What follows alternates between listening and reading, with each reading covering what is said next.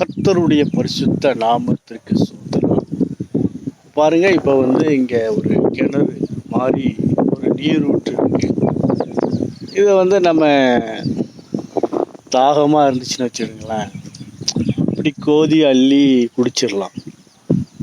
ஆனால் சமாரியா நாட்டில் ஒரு கிணறு இருந்துச்சுங்க. அங்கே பாருங்க, இயேசுநாதர் எருசலேமிலிருந்து சமாரியாவுக்கு நடந்து வரும்போதெல்லாம் அவருக்கு இழப்பு கிடையாது. அந்த கிணறு பக்கத்தில் வந்த உடனே இயேசுநாதருக்கு ஒரு இழப்பு, ஒரு பசிதாக இருக்குது. அப்போது இந்த இழப்பு எதனால் வந்துச்சுன்னு சீஷர்கள் அறிந்து அவர்களுக்கு உண்டாயிருக்கலாம்.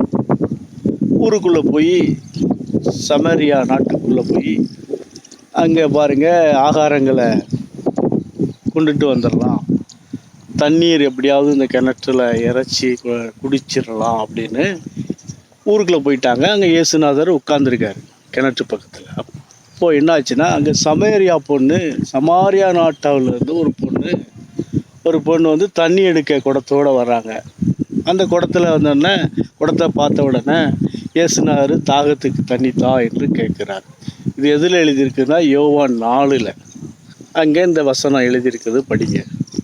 இயேசுநாதருக்கே இழைப்பு வந்துச்சுன்னா, அவர் ஸ்திரீகள்கிட்ட இருந்து ஆவியோட கன்னி மரியாள்கிட்ட பிறந்த ஒரு பரிசுத்தமானவர், அவருக்கே ஒரு இழப்பு வருது.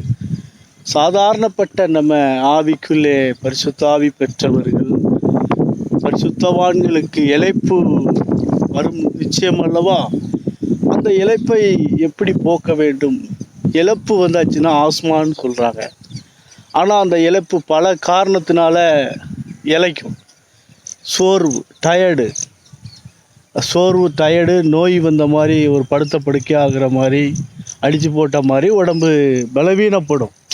இது எதனாலங்கிறது இந்த வசனத்தில் இருக்குது. இயேசுநாதருக்கு வந்துச்சு. அப்போது என்னாச்சுன்னா, இயேசு சமாரியா பெண்ணுக்கிட்ட தாகத்துக்கு தான் கேட்ட உடனே அவ என்ன சொல்கிறாங்கன்னா, யூதர்கள் சமாரியா பெண்களை கல்யாணம் செய்வதில்லை, எனவே எப்படி நீங்கள் தாகத்துக்கு தா என்று தண்ணி கேட்கலாம்?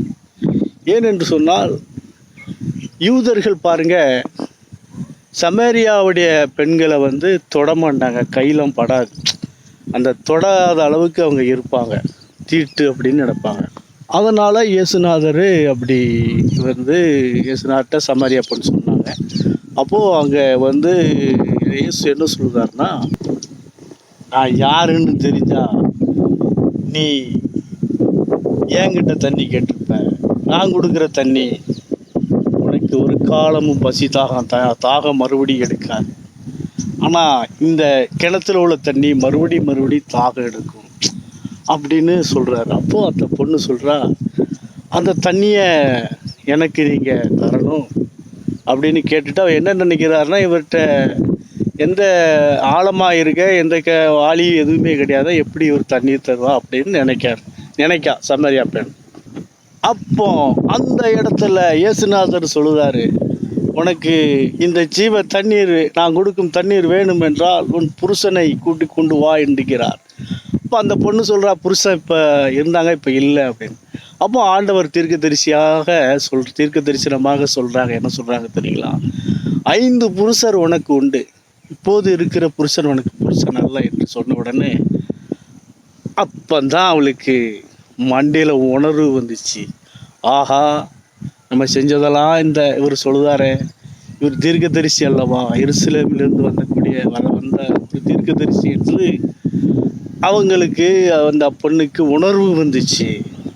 உணர்வு வந்தது மட்டுமல்ல, இயேசுநாதருக்கு இழப்பு வந்ததே அந்த சீரிக்கிட்ட இருந்த பசி தாகம் இருந்துச்சு பாருங்க. அவங்க தாகத்தை போக்குறதுக்கு தான் இயேசுநாதருக்கு இழப்பு வந்துச்சு. ஏன் சொல்கிறேன்னா, மனுஷனுக்கு பல வகையில் இழப்பு வரும், தாகம் வரும், பசி தாகம் வரும். ஆனால் ஆவிக்குள்ளே உள்ள பரிசுத்தவான்களுக்கு இழப்பு எதனால் வருதுன்னா, ரட்சிக்கப்படாத மக்கள் ஜனங்கள் உலகத்தில் எத்தனையோ பேர் இருக்காங்க. அவங்களுக்குள்ள நீங்கள் பரிசுத்தாவியை பெற்று உலாவி கொண்டு வரும் பொழுது இழப்பாகவே தான் இருக்கும். பார்த்த உடனே ஒரு இழப்பு வரும். ஒருத்தருடைய முகத்தை பார்த்த உடனே ஒருத்தர்கிட்ட பேசும்போது ஒரு இழப்பு வரும். ஏன்டா பேசுகிறோம் அப்படின்னு. ஏன் இதெல்லாம் வருதுன்னா, அந்த அவங்களுக்குள்ள உள்ள பாவம், அவங்களுக்குள்ள உள்ள சாபம் அவங்களுக்கு நம்ம வெளிப்படுத்தணும். அதனால தான் இந்த இழப்பு வருது. அல்லாமல் இந்த சாதாரணப்பட்ட உலகத்தில் உள்ள தண்ணியும் ஆகாரமும் இழப்பை சரி பண்ணாது. ஆவியானவர் ஆவியோட நம் பரிசுத்தாவியை தந்ததுனால இந்த இழப்பையும் நமக்கு தந்திருக்கிறார். அதை அவர்கள் ஏற்றுக்கொள்வதற்கு தீர்க்க தரிசனமாக சொல்ல வேண்டும். அப்போதான் அந்த பொண்ணுக்கு புரிஞ்சுது. அதே போல் ஒவ்வொரு கிராமங்களிலும் தீர்க்க தரிசனம் ஆவியானவர் நமக்குள்ளே இருக்கிறதுனால தீர்க்க தரிசனம் சொல்வதற்காகத்தான் இழப்பு வருது. நான் இங்கே பாருங்கள், இந்த கிராமத்திலேருந்து இந்த வயலுக்கு வர்றதுக்குள்ளே படாத பாடுபட்டு ஒரு இழப்போடு தான் ரொம்ப நாளாக வந்துக்கிட்டு இருந்தேன். இது எதுக்குன்னு எனக்குள்ளே கேள்வி இருந்து ஆஸ்பத்திரி டாக்டர்கிட்டலாம் கேட்டேன். சரியான விடை கிடைக்கல. இது எதுக்குன்னா இப்போ தான் ஆண்டவர் எனக்கு உணர்த்தினார். இந்த வயல் வரப்பு நிலங்கள் வீடுகள் சொத்துக்கள் மனுஷர்கள்ட்ட உள்ள பாவங்கள் இதுகளை நம்ம வெளிப்படுத்தணும். அதுக்காக தான் ஆண்டவர் அதில் உள்ள கட்டுகள் என்னங்கிறது மனுஷர்களுக்கு வெளிப்படுத்தி அவர்களுக்கு இழப்பை சரி செய்ய வேண்டும். ஒரு காலமும் பசி தாகம் எடுக்காத ஜீவ தண்ணீர் நமக்குள்ளே இருக்கிறதுனால, அந்த ஆவியானவர் பரிசுத்தாவி நமக்கு தந்ததுனால அந்த காரியத்தை பாவங்களை வெளிப்படுத்தி அநேகரை பரிசுத்தாவியை கொடுத்து ஞானஸ்தானம் கொடுக்க, அந்த நித்திய ஜீவ தண்ணீரை கொடுத்து நித்திய ஜீவனுக்கு பரலோகத்திற்கு ஜீவன் மத்திய காலமாய் வாழக்கூடிய அந்த காரியத்திற்காக நாம் சுவிசேஷத்தை சொல்ல வேண்டும் என்பதற்காகத்தான் இழப்பை தந்திருக்கிறார் என்று இந்த வசனத்தின் மூலம் அறிந்து கொண்டேன். அப்போது அந்த சமாரியா பெண்ணிட்ட நானே இயேசு என்று வெளிப்படுத்தினார். உடனே ஊருக்குள்ளே போய் குடத்தை வச்சுட்டு நிறைய பேர்கிட்ட சொல்லி சுவிசேஷத்தை சொல்லி அங்கே இயேசு வந்திருக்கிறார், நான் செய்ததெல்லாம் அறிவித்தார் என்று அழைத்து கொண்டு வரும் பொழுதே சீசர்கள் ஊருக்குள்ளே போய் ஆகாரங்களை வாங்கி கொண்டு வந்தாங்க.